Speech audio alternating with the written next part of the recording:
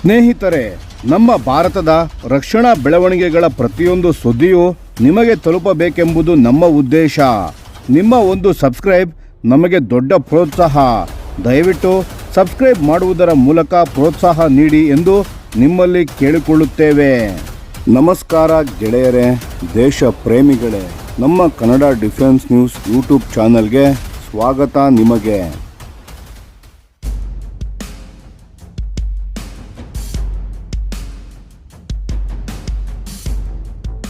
ಭಾರತೀಯ ನೌಕಾಪಡೆ Gulf of ಒಮೆನ್ನಲ್ಲಿ ಹೆಚ್ಚಿದ ಸುರಕ್ಷತಾ ನಿಯೋಜನೆ. ನಮಸ್ಕಾರ ಸ್ನೇಹಿತರೆ, ಇವತ್ತು ನಾವು ಮಾತನಾಡೋದು ಒಂದು ತುಂಬ ಮುಖ್ಯವಾದ ವಿಷಯದ ಬಗ್ಗೆ.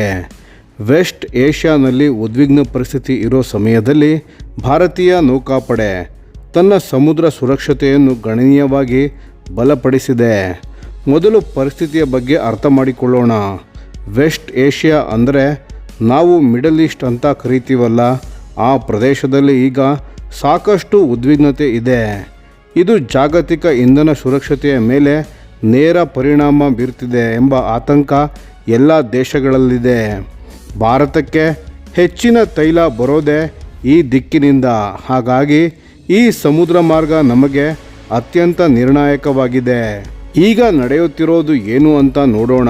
ಭಾರತೀಯ ನೌಕಾಪಡೆ ಗಲ್ಫ್ ಆಫ್ ಒಮನ್ನ ಬಳಿ ಮತ್ತು ಸ್ಟ್ರೈಟ್ ಆಫ್ ಹಾರ್ಮುಜ್ ಪ್ರದೇಶದಲ್ಲಿ ತನ್ನ ಯುದ್ಧ ನೌಕೆಗಳ ನಿಯೋಜನೆಯನ್ನು ಹೆಚ್ಚಿಸಿದೆ. ಅಲ್ಲಿಂದ ಬರುವ ಭಾರತೀಯ ಧ್ವಜ ಹೊತ್ತ ಹಡಗುಗಳಿಗೆ ಅಂದರೆ ಇಂಡಿಯನ್ ಫ್ಲ್ಯಾಗ್ಡ್ ಶಿಪ್ಸ್ಗಳಿಗೆ ನೇರ ಎಸ್ಕಾರ್ಟನ್ನು ನೀಡಲಾಗ್ತಿದೆ. ಸರಳವಾಗಿ ಹೇಳಬೇಕಂದ್ರೆ ನೌಕಾಪಡೆಯ ಯುದ್ಧ ನೌಕೆಗಳು ಈ ತೈಲ ಟ್ಯಾಂಕರ್ಗಳ ಜೊತೆ ಹೆಜ್ಜೆ ಹಾಕ್ತಾ ಇವೆ, ಸುರಕ್ಷಿತವಾಗಿ ಭಾರತೀಯ ಬಂದರುಗಳಿಗೆ ತಲುಪಿಸುತ್ತಿವೆ. ಈಗಾಗಲೇ INS ಶಿವಾಲಿಕ್, ನಂದಾದೇವಿ ಮತ್ತು ಜಾಗ್ ಲಡ್ಕಿ ಎಂಬ ಹಡಗುಗಳ ನೌಕಾಪಡೆಯ ರಕ್ಷಣೆಯಲ್ಲಿ ಸುರಕ್ಷಿತವಾಗಿ ಭಾರತವನ್ನು ತಲುಪಿವೆ.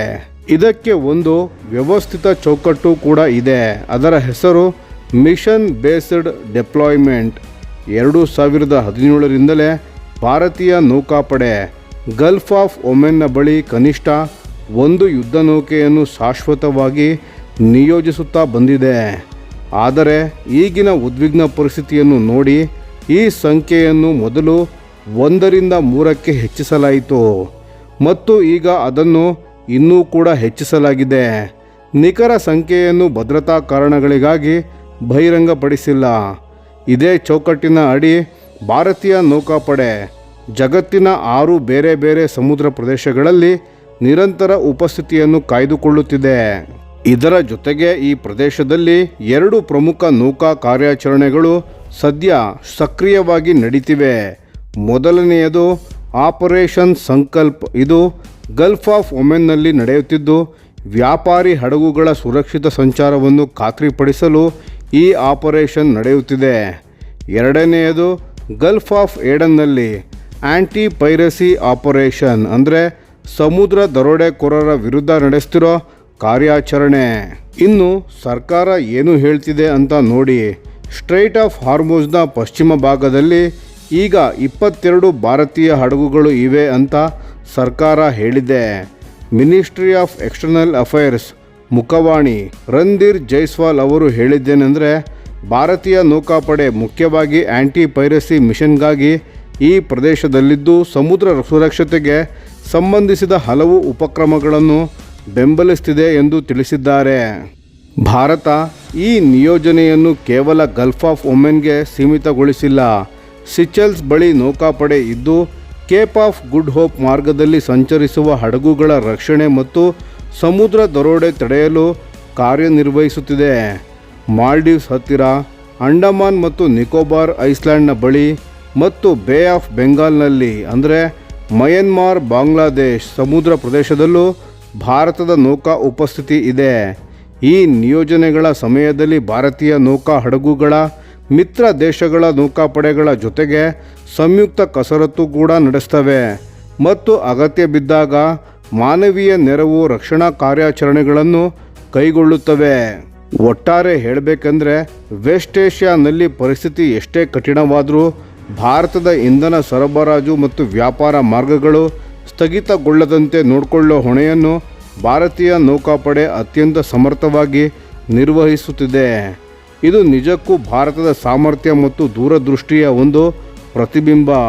ಸ್ನೇಹಿತರೆ, ಈ ವಿಷಯದ ಬಗ್ಗೆ ನಿಮ್ಮ ಅನಿಸಿಕೆ ಮತ್ತು ಅಭಿಪ್ರಾಯಗಳನ್ನು ದಯವಿಟ್ಟು ಕಾಮೆಂಟ್ ಮಾಡಿ ತಿಳಿಸಿ. ಧನ್ಯವಾದಗಳು.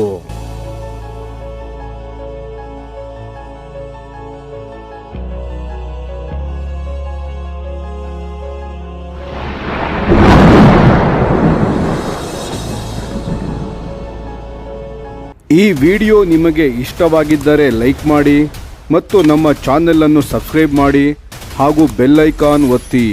ಯಾವ ಅಪ್ಡೇಟ್ಗೂ ಮಿಸ್ ಆಗಬೇಡಿ. ಡಿಫೆನ್ಸ್ ಸುದ್ದಿಗಳನ್ನು ತ್ವರಿತವಾಗಿ ಪಡೆಯಿರಿ. ನಿಮ್ಮ ಬೆಂಬಲವೇ ನಮ್ಮ ಶಕ್ತಿ. ಭಾರತ ಬಲಿಷ್ಠವಾಗಲಿ ಎಂದು ಆಶಿಸುತ್ತಾ ಭಾರತ ಮಾತೆಗೆ ಜೈ. ಧನ್ಯವಾದಗಳು.